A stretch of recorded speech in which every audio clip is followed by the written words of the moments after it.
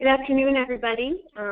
This is Rachel Smith. I am the IMERC Coordinator, and I'm going to be facilitating this presentation, and I have a presentation of my own today, as well as we have a guest speaker, Suna Bayrakal from Product Stewardship Institute.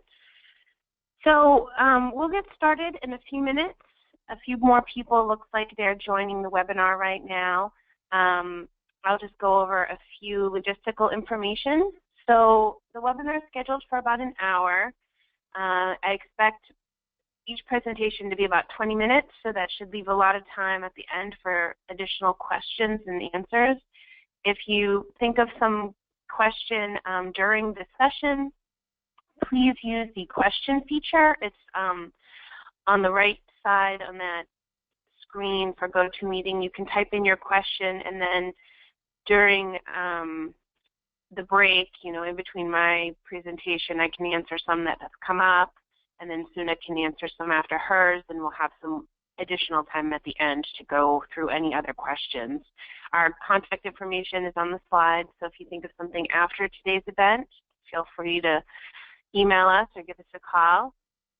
We will be recording this webinar, and we will also be posting that recording and the two presentations online after the event. So again, if you need additional information, you forgot something, you can access the materials following today's event. You'll get an email about where to find those tomorrow.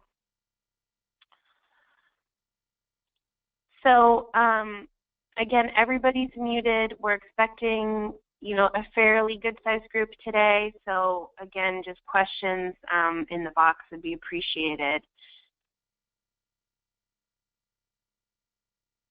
Okay, and it looks like we can get started. We're a little bit after 1, and we should definitely end on time this afternoon. My name is Rachel Smith. As I mentioned, I'm the IMERC Coordinator, so the Interstate Mercury Education and Reduction Clearinghouse, which is part of NUMOA. And NUMOA stands for the Northeast Waste Management Officials Association, and NUMOA houses and facilitates IMERC. So I've been with NUMOA for 10 years now. I've been the IMERC Coordinator for 3. I do other work at NUMOA. I'm involved in some pollution prevention work, some solid and hazardous waste, remediation projects. So I wear a couple different hats, but my main focus is IMERC, and so I work with the member states to implement their laws. I work with companies to help them come into compliance with the requirements. So I may have talked to some of you already, but if not, welcome, and hopefully you'll learn a little bit about today about what IMERC does. The presentation today I did a couple weeks ago on a webinar on September 8th, so the beginning is kind of the same, just to let you know, but the end of the presentation and students' presentation are different. So there will be some new information coming up, but with that I'll get started. So the Interstate Mercury Education Reduction Clearinghouse, it was launched in 2001, so we've been running for 15 years now. It was first launched by the Northeast states, so that's New England states, New York, and New Jersey. And it was because these states had implemented mercury laws, and so they wanted a clearinghouse to help them implement this legislation. IMERC acts as a single point of contact for industry and the public on information about Mercury-Added Product laws, and the laws are really notification requirements, product labeling. Some states have phase-outs and product bans, and collection programs. So IMERC facilitates that work for our member states. And since 2001, over the next 6 years, more and more states joined IMERC. And so in 2013, which is when we last did our data analysis, there were 15 IMERC states. 8 of those states required notification, and those are the states that are in the dark blue shown on the map. And the notification is where we get data on mercury use in products. And so that is pretty much the focus of today's webinar. We're going to be going over Mercury use in products trends from 2013 compared to previous years. The next analysis will be on 2016 data, and that is due in April of 2017. So we'll start collecting that information first quarter next year. It does take a while to analyze the data, so I expect, probably a year after that we can start having some reports completed and some trends. But as you'll see later in the presentation, it's kind of an ongoing thing. I'm constantly getting new information and constantly updating the data analysis.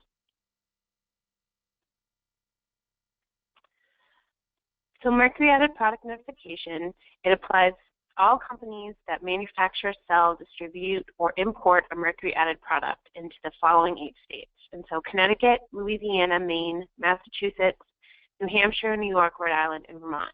Those are what we call the notification states, and those are the states that require companies to report on the use of mercury in products.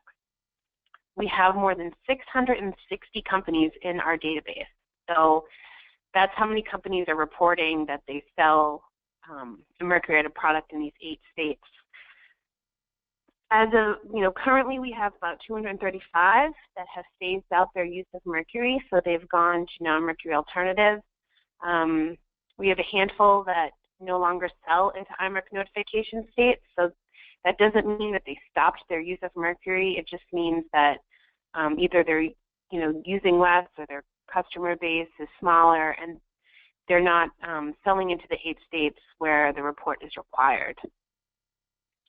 And we probably have about 50 that have never filed and we think does need to file. So IMERC is constantly identifying new companies. I have a current list about 50 that haven't reported a notification to IMERC before, and based on information that we have, we think they should. So that's, one of the things I work on is to try to contact those companies, let them know about their requirements, and get them imported into the system.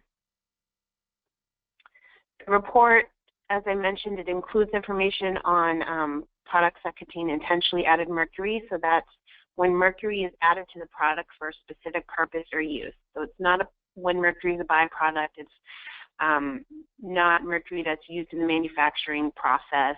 It's mercury specifically put in that product for a specific reason.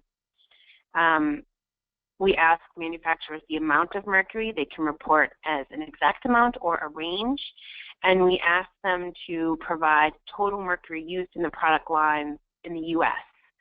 So even though only 8 states require the report, we do ask manufacturers to provide the data for the entire U.S. It makes analysis easier, it's more consistent, and gives us a better trend of what we have going on in the U.S. today. So we used to do this all by paper.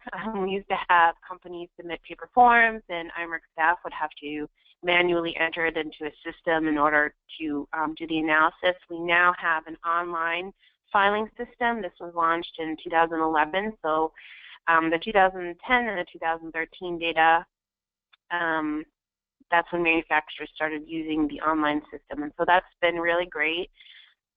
We have different types of forms depending on who's filing. So there's a single manufacturer form, there's a special form for manufacturers of lamps, there's a special form for manufacturers of automobiles, and then there's a multiple manufacturer form. So that's used by trade associations that file the report on behalf of multiple companies. And if you're a manufacturer, you file. If you're a distributor or wholesaler, and if you're an importer, you file. So those are kind of our classification of who's in the system.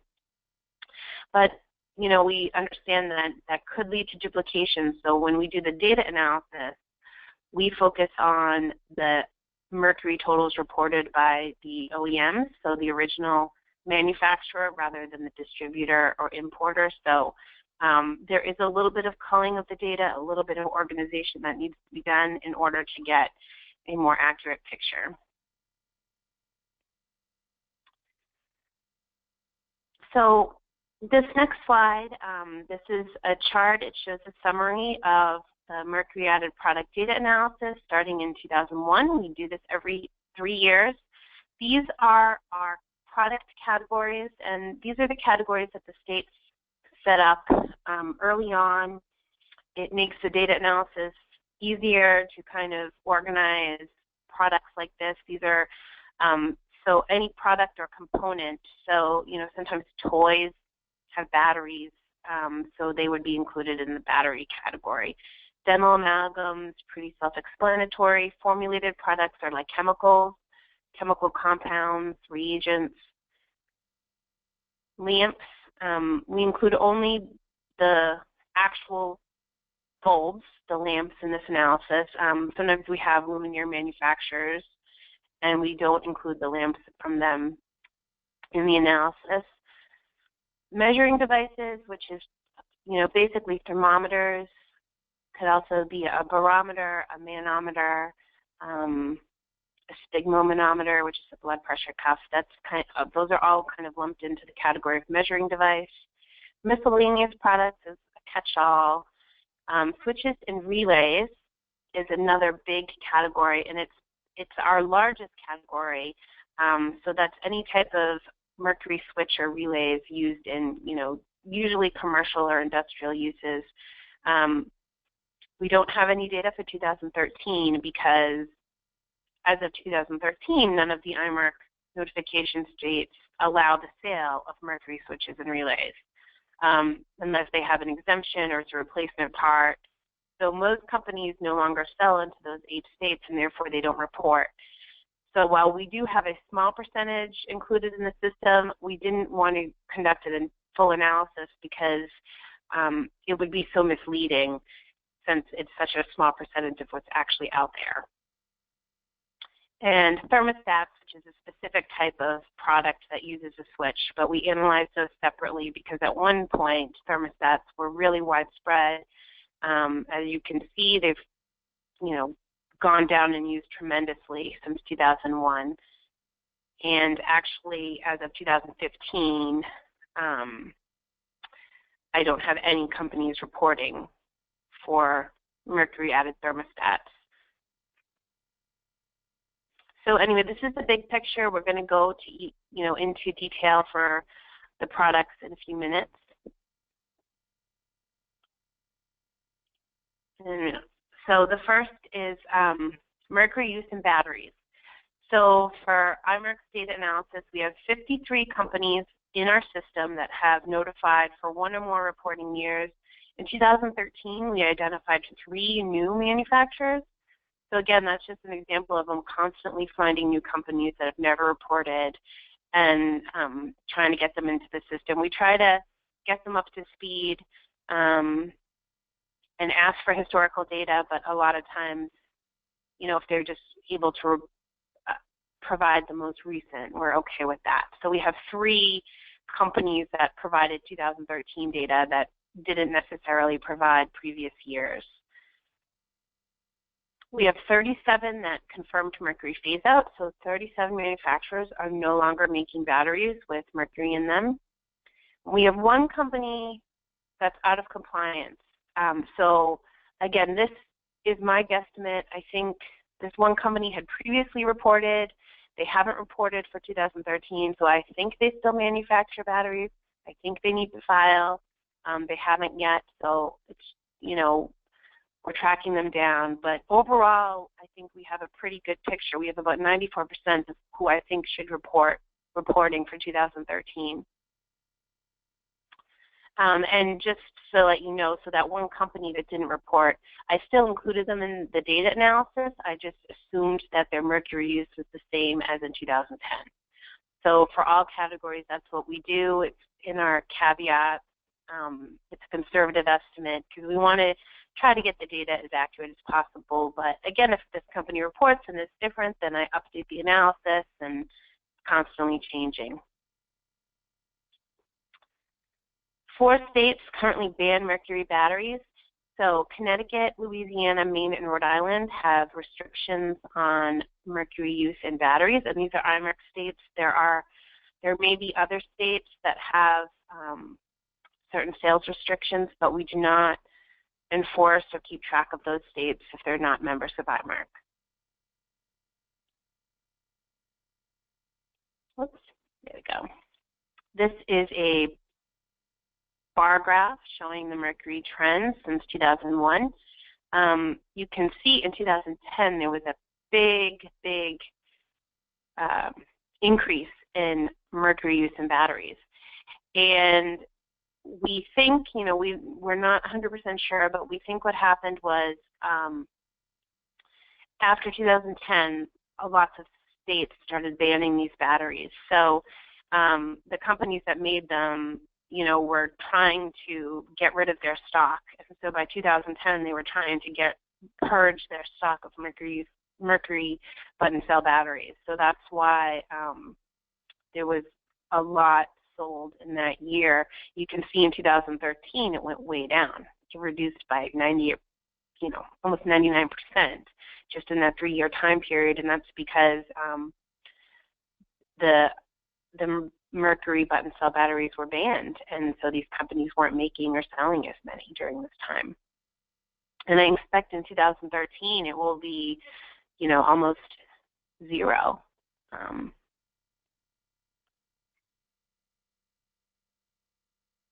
So dental amalgam is our next category.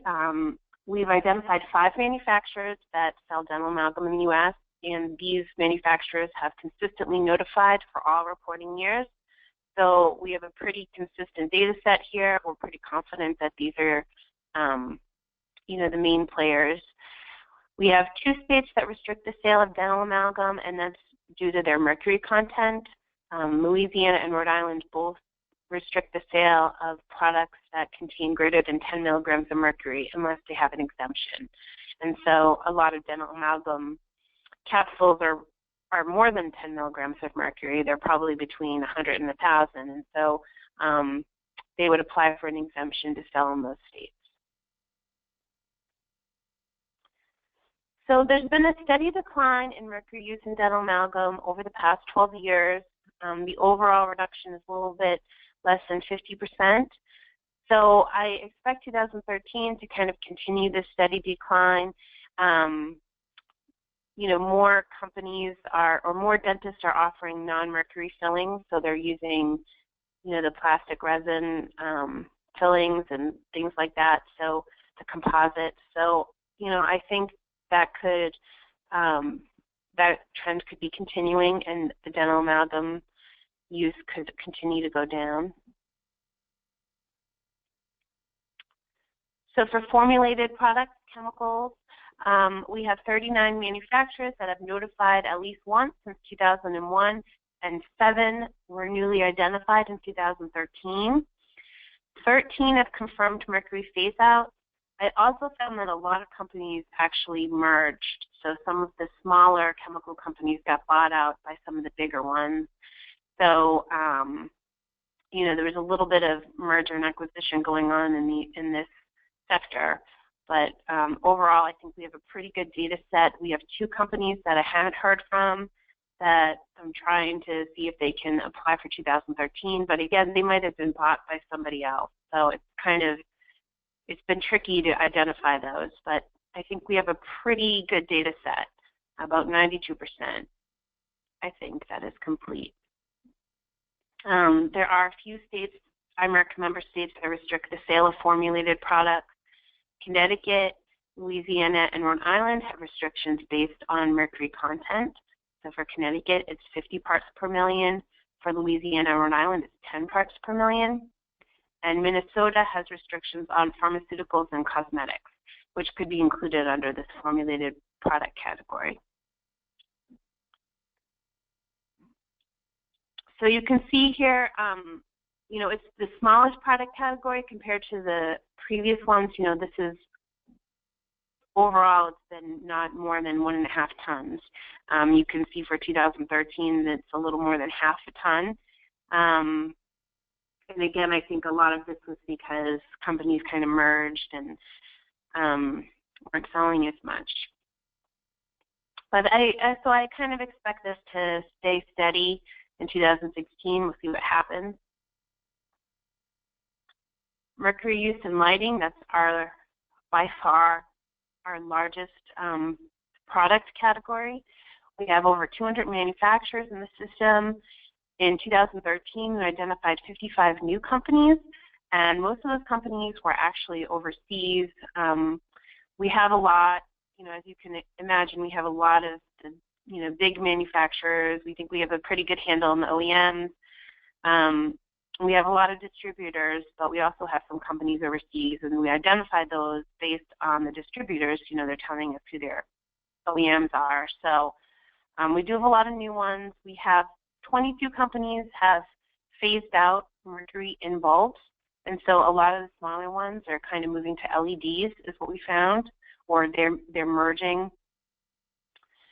I do think that there's still a few that are out of compliance for 2013, maybe about 11 companies that reported in 2010 that I haven't heard from still, so I'm trying to get those few under control. But overall, the 2013 analysis has 189 companies. So again, this was big, and it was a little complicated to try to make sure it was restricted to the OEMs so that there was no double counting. So this took a little bit of work, but we think it's pretty good there, with the 94%. We have some restrictions on the sale of mercury-added lamps. Connecticut, Louisiana, Rhode Island, they have restrictions based on mercury content. There are statutory exemptions, so details are on our website, but overall, these are their restrictions. Maine has a law that prohibits general purpose lamps with high mercury content and no collection plan. So they reference California's law. California is no longer a member of IMERC, but California also had a law restricting general purpose lamps with high mercury content. So it was mostly like fluorescent lamps with high mercury. They didn't specify what that was, so it's kind of at the moment up to the discretion of what is considered high, and if you don't have a collection plan, because lamps are subject to collection at end of life in Maine, then they're banned. Vermont also has a ban on neon lamps. So again, those are information about restrictions. The mercury use in lighting is pretty steady for the first few rounds. You can see in 2010 it did go down, and in 2013 it dropped even further to just over 5.2 tons. So that's a 38% reduction in 3 years. And again, I think it's because a lot of companies are moving to LEDs, or a lot of companies are they're using less mercury in their lamps. So even though they're continuing to sell fluorescent or CFLs, compact fluorescent lamps, they're able to do so with less mercury. So the overall totals are going down. We also have some neon lamps included in this analysis, but we think that sector is underreported. We have a lot of the big companies. We have a lot of companies that are located within our IMERC member states, but the neon industry is, it's a very broad industry. There's a lot of little shops, and it's been difficult for us to try to identify those manufacturers. A few we have told us they've moved to LEDs. It's just, when it comes to signage, that seems to be the trend.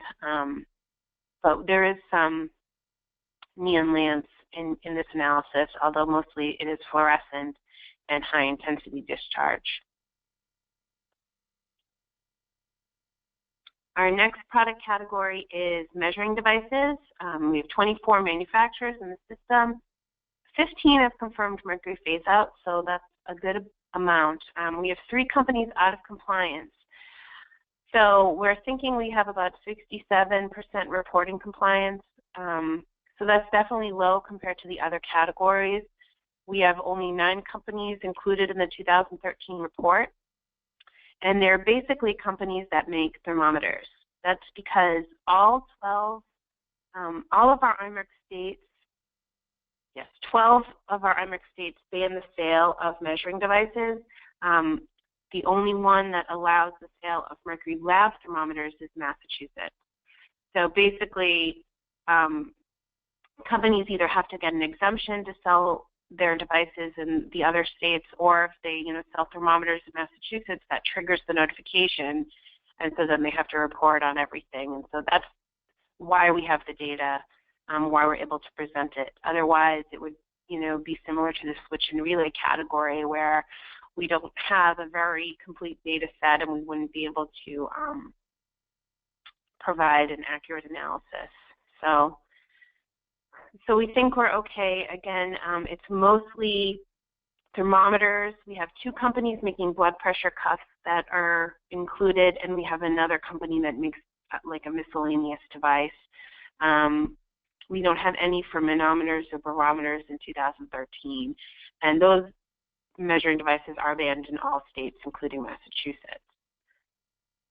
So you can see there's been a big decline, in the early years from 2001 to 2004 to 2007, and then the more recent years, the decline is kind of steady, because I think it's the broader uses of mercury have been limited, but there is still a lot of use in certain thermometer applications that seems to be steady. So I expect it to kind of stay that way in 2016.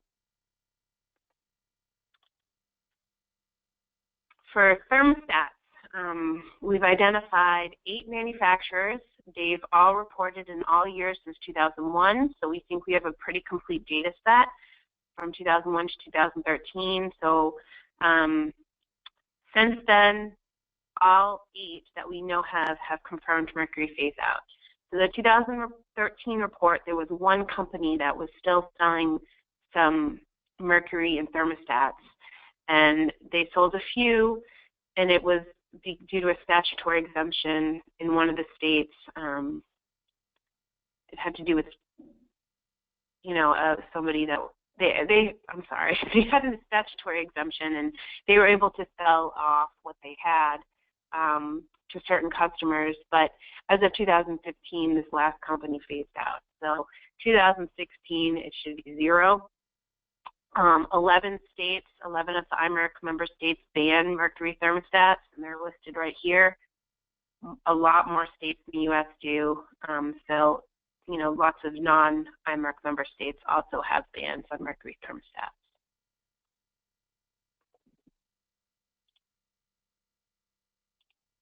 Oh, somebody's telling me they're having trouble hearing. So hopefully you guys can hear me better now. I'm using my phone instead of the computer, so I might have turned my head for a minute. But hopefully, if you can't hear me, just please, put a note in the question box, and I'll try to make sure to speak clearer. Okay, so the mercury use in thermostats, this is the bar graph showing the trend. You can see it was really high in the early years, and now it's practically 0. There was a bump from 2010 to 2013, and that was a result of that 1 company kind of selling off their inventory, but they are now at 0. So 2016 should be 0. They've all phased out.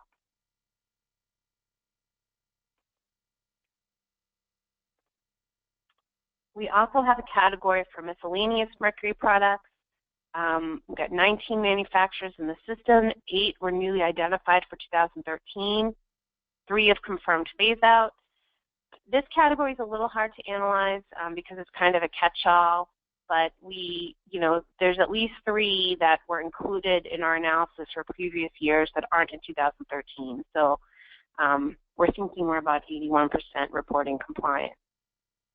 We have 3 states that restrict the sale of products based on mercury content. So Connecticut, Louisiana, and Rhode Island, their law restricts the sale of any mercury product that has greater than either 100 milligrams in Connecticut or 10 milligrams in Louisiana and Rhode Island. A lot of states have other bans on specific products, but it's it varies greatly. So if you need additional details, you can find them on our website. but some of the examples of miscellaneous mercury products that I included in this analysis would be pressure transducers, which is kind of a specific type of like mercury switch or manometer type device used in the plastics industry. There's certain types of film, electrodes and electrical connectors. We've identified a couple manufacturers of firearms and recoil reduction suppressors. So we have a couple companies reporting on those. And we also have a product, it's a mercury shock absorber for tennis elbow. So, you know, again, these are kind of random products that didn't really fit into any of our major categories. There's maybe only, you know, 1 or 2 or 3 companies that sell these things that report in our system, so we kind of lump them all together. So it's difficult, because of that, it's difficult to show a truly accurate trend, but you can kind of see here that, you know, there's about 2 tons or, you know, 2.5 tons of mercury that can be accounted in these miscellaneous random products for each, you know, at least since 2004. All right, so I've kind of gone over these caveats and limitations throughout the presentation, but I just want to stress them again. So the data that I presented, it's not the entire use of mercury-added products sold in the U.S. We continuously receive new information. As you've seen, you know, I found 3 new formulated product companies in 2013. I identified a bunch of new lamp manufacturers. So it's, you know, it's constantly evolving. Also, it only applies to companies that sell in one of the 8 states that require mercury notification. So if they sell everywhere except those 8 states, they don't have to report. We may overestimate the amount of mercury in one product category. So as I was mentioning, in some cases, you know, 2 companies didn't report in 2013, but they did report in 2010. So as far as I know, they're still in business. They're still selling mercury. I assumed they sold the same in 2013 as they did in 2010, at least for the purposes of this data analysis. I already mentioned that it's only manufacturers and distributors of products that are sold in the IMERC notification states. It doesn't include products sold before 2001, so that's when the legislation took effect. It does not include products exported outside of the U.S., and it does not include products sold in between triennial reporting years. It's only mercury used in the product, so if there's mercury that's emitted during the mining, manufacturing, or processing of the product's life cycle, we do not, that's not included. So it's mercury that's specifically added to the product only. So here's my contact information. If you want to check out the Mercury Products database where I've got all the data, the website is here. Our Mercury Product fact sheets are located here. So, you know, basically the data that I just went over today, you can find in the fact sheets. It has additional information about companies that have phased out, about non-mercury alternatives, some explanations for the trends, you know, pictures, things like that. So the fact sheets are good. We're constantly updating those. So I think the last update I did was in January. So the data that you saw in today's presentation is a little newer. I'll probably update these after the webinar, and then we will publish the next series with our 2016 data probably in late 2017, early 2018. Just depends on when the companies get the information into the system and when staff can analyze it. So I'll just leave my contact information up here for a few minutes. We did get one question while I was talking, and it was about the battery product category. So battery use in imports or domestic manufacturing, was it for button cells or something else? We have been notified mainly for button cell batteries. I think there was one company that notified for, it was a larger type of battery that had mercury in it, but the majority is button cells. And domestic manufacturing, I mean, we only asked about domestic use. So I think, you know, if there's other uses, we are not aware of that. They did not have to report if they've exported it to, you know, to another country. So I think I answered that. The next question is wheel weights. And I did not talk about wheel weights on this webinar, and that is, if you don't know, wheel weights are a balancing type product that is an aftermarket accessory product for trucks. It kind of keeps them steady. We do not have any companies reporting on wheel weights to IMERC. We've identified 2 manufacturers. They both tell us that they do not sell in the IMERC notification states. One company is located in California, and the other one is in Canada.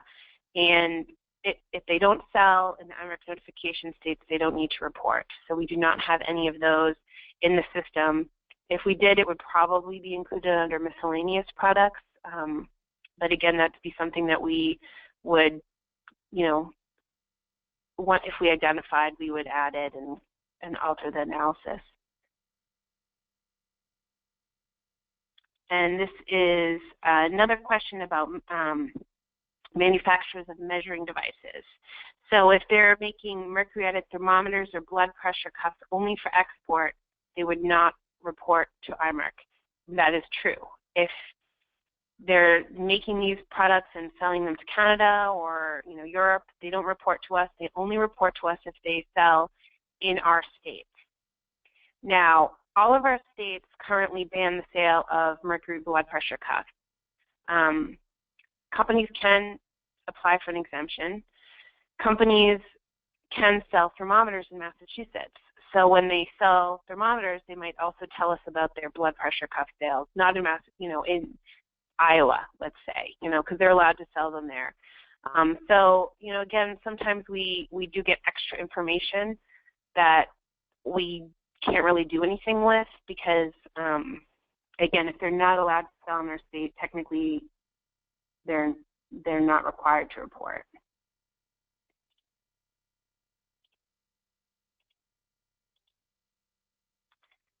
And so that's all the questions I have. So I am going to turn this over to our next presenter, which is Suna Bayrakal. She's from the Product Stewardship Institute. Suna is a senior associate for policy and programs, and she is a policy analyst. She has an environmental engineering background. Her role at PSI includes managing policy products, policy projects, and program staff. She designs and conducts research, develops legislative strategies, and policy positions. So she's bringing the policy and engineering expertise to the current project that focuses on mercury products, household hazardous waste, and batteries. And so she's going to talk today about product stewardship initiatives, specifically focused on mercury products.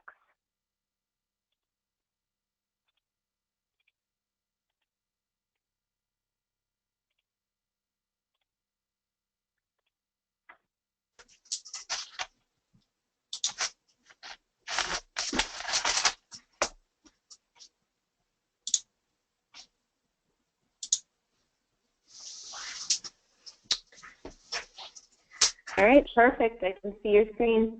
Okay, great. So hello, my name is, should I go ahead? Yes, please. My name is Suna Bayrakal, and as Rachel said, I'm a Senior Associate of Policy and Programs at the Product Stewardship Institute, and I am Technical Lead for the Mercury product area at PSI.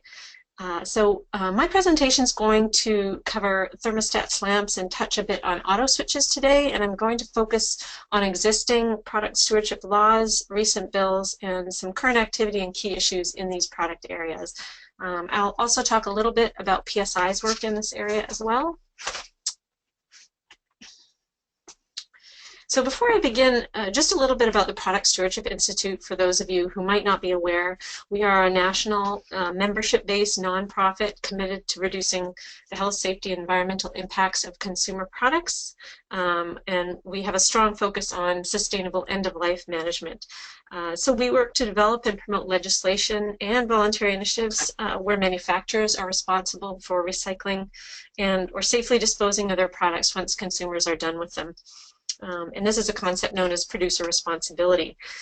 In particular, we are focused on extended producer responsibility, which is a mandatory type of product stewardship that requires manufacturers to take both financial and management responsibility for the post-consumer management of their products. And so the extended producer responsibility laws and bills are the ones I'm going to focus on in today's presentation. So I'm going to go through each product, thermostats, lamps, and then auto switches, but I'll start here with thermostats. For each product, I will look at the existing laws, bills in the last few years, and any current activity as well. So there are 13 laws in the United States for thermostats, for thermostat extended producer responsibility, which requires manufacturers to finance and manage their recycling and disposal. The first one was passed in 2008, and the most recent ones were passed in Massachusetts and Minnesota in 2014. Many of these are based on PSI's model bill, but the laws are not all the same. Two went the full distance and have incentive programs. These are in Maine and Vermont, and others are less stringent and perform in different ways. In the last few years, since 2014, 3 thermostat bills were introduced, one in Massachusetts, one in Minnesota, and one in Wisconsin. And as I mentioned on the previous slide, Massachusetts and Minnesota passed into law, were the most recent ones to pass into law. So in terms of thermostats, what's happening now? In California, there was a consent order that arose from a failure of the manufacturers to meet thermostat collection goals, mercury thermostat collection goals in 2013 and 2014, and also failure to propose changes to their program sufficient to meet the goals the subsequent years. So in February 2016, the California Department of Toxic Substances Control and 25 manufacturers came to an agreement to improve those collections in California by entering into a consent order. The consent order essentially required the manufacturers to develop an outreach plan and pilot projects to increase awareness and also incentivize safe disposal of the thermostats. So that was in February. In May, California received these plans from the manufacturers in response to that consent order. 2 months later, in July, California DTSC disapproved both of those plans based on concerns about inadequacy to engage with several different types of program participants, HHW facilities, contractors, utilities. There's a list. And also, they also had concerns about the plans to engage primarily through the state level and not so much through municipalities. So the manufacturers submitted revised plans, and the public comment period for these closed August 26, 2016. So the review is in progress. Next, in Rhode Island, new collection performance goals were established for calendar years 2015 to 2020. In the previous 5-year period, the manufacturers exceeded the goals for 2 years, but did not meet the goal for the last year, which was 2015. Also, in Illinois, collection goals for 2013 and 2015 were not met by TRC and the manufacturers, and they have submitted a revised plan to the Illinois EPA, which is currently under review, and the comment period for this plan closes on October 5th, So those are some of the things that are going on now with some of the Mercury thermostat EPR programs. So moving on to fluorescent lamps. So again, talk about the existing EPR laws for fluorescent lamps, bills since 2014, and some of the current activities in this area. So there are currently 5 fluorescent lamp EPR laws in the United States: Massachusetts, Maine, Vermont, Washington, and now Rhode Island, which just passed a law in June of this year. All of them are slightly different. Maine's was the first law in 2009, and Vermont's law is quite similar to Maine's, although Maine's law addresses households only, where Vermont's law covers businesses and households. The Massachusetts law requires manufacturers to pay a fee to the state and their retail obligations to promote recycling, and lamp recycler obligations to issue tracking documentation and also provide information to the state about the recycling activity. Washington's law, although it was passed in 2010, it was amended in 2014, and implementation of that program also started in 2015, similar to Massachusetts. I mentioned Rhode Island's law. Their program is actually set to start in 2020, so a few years out. But prior to the program start, there's a requirement to collect data and also host a marketing campaign to raise awareness about the issue. The Rhode Island law also contains procurement provisions as well. In terms of bills that have been introduced in the last few years, there have been 2, one in New York and one in Rhode Island. The one in Rhode Island is the one I just mentioned that was passed into law this year. In terms of recent activity, again, new law in Rhode Island, and Vermont also has a new program plan as their current 5-year plan reaches its end this year. So that will be something to look at in the new year. Also, Massachusetts and Washington recently implemented their laws in 2015. Next, we turn to auto switches. I'm going to look at existing EPR laws and bills since 2014. There are 15 auto switch laws that have been passed. The first one was in 2004 in New Jersey, and the last one was in 2009 in Maryland. So we haven't seen a auto switch EPR law pass in the last few years. Just a little context for the program. In 2006, the End-of-Life Vehicle Solutions established the National Vehicle Mercury Switch Recycling Program. Under this program, all auto recyclers received a financial incentive for each Mercury switch returned until the voluntary incentive fund was depleted in 2009. Today, recyclers might continue sending Mercury switches to ELVS through the ongoing voluntary program, but the incentive only continues in states with mandatory programs or through state-funded programs.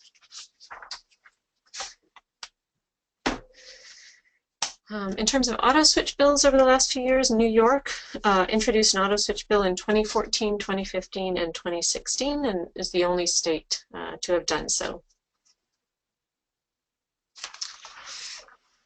So what are the key issues in this area? In particular, this mostly relates to, or primarily relates to thermostats. Some states are having issues with compliance and declining collections of thermostats. Declining collection rates have really primarily been attributed to level of effort and outreach and collection site engagement, site visits and phone calls to keep collection sites engaged and raise awareness. So these declining collection rates really attributed to outreach and less so to a decreasing availability of mercury thermostats for collection. Also, in terms of data, a few programs have parameters against which to gauge success. TRC annual reports for states with EPR laws provide data, but there's not a lot of analysis along with the data that might correlate outreach to collection amounts or an evaluation of program effectiveness. These are additional things that would be valuable in terms of the data. There are also states interested in expanding outreach to the range of groups addressed in the proposed outreach and pilot plans in California as part of the consent order. There's 14 groups identified in that consent order. I can list them: the HHW programs, HVAC contractors, demolition contractors, general contractors, local building departments, utilities, schools, property management companies for residences, and also commercial and industrial properties, hotels, consumers, retailers, universities, and colleges. One other issue also with respect to outreach, not just for collection site engagement, but also just consistency of message in terms of outreaching to the public and also commercial employees. So just lastly, I just want to talk a little bit about PSI's work in this area. This past year or so, PSI has developed or is working on multiple projects or products. In terms of thermostat, the thermostat product area, we've developed a lessons learned voluntary Mercury thermostat take-back program document. We've also developed model demolition and remodeling ordinance requiring contractors to recycle Mercury thermostats as part of renovation and demolition projects. We developed model utility contract language for utilities, which would require collection and recycling of thermostats removed as part of energy efficiency programs. We also held a webinar exploring voluntary and mandatory Mercury thermostat collection programs. And we also provided ongoing support of voluntary collection initiatives in states without laws. We established and facilitated thermostat work groups that are taking action at the local and state levels. And we've also are working with Illinois EPA on a thermostat incentive pilot project. In terms of lamps, we've been developing language to include mercury management requirements in renovation and demolition permitting as well. We've done outreach to building owners and building managers on lamps. We are promoting lamp recycling services through trade show workshops and outreach materials, and we are also about to finalize a Mercury fact sheet that targets commercial building owners and managers as well. And that concludes my presentation. Thanks for the opportunity to present. And here's my contact information as well. Thank you. Thank you, Suna. All right, so we have a few more minutes for the webinar. So if anybody has any more questions, feel free to use the question box.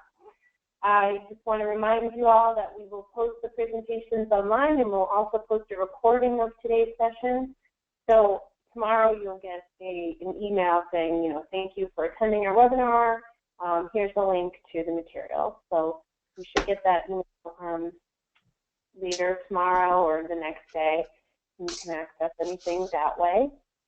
And again, always feel free to contact us after the fact if you have a question about something that we talked about or some additional materials.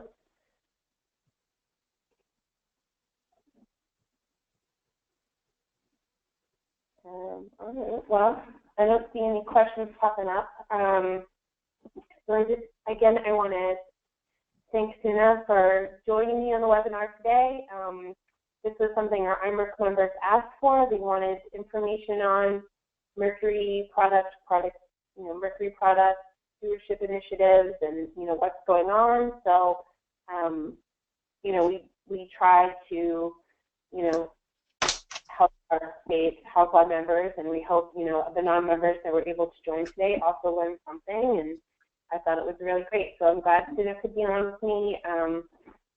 Hopefully you guys learned a lot about product stewardship, about Mercury use and trends.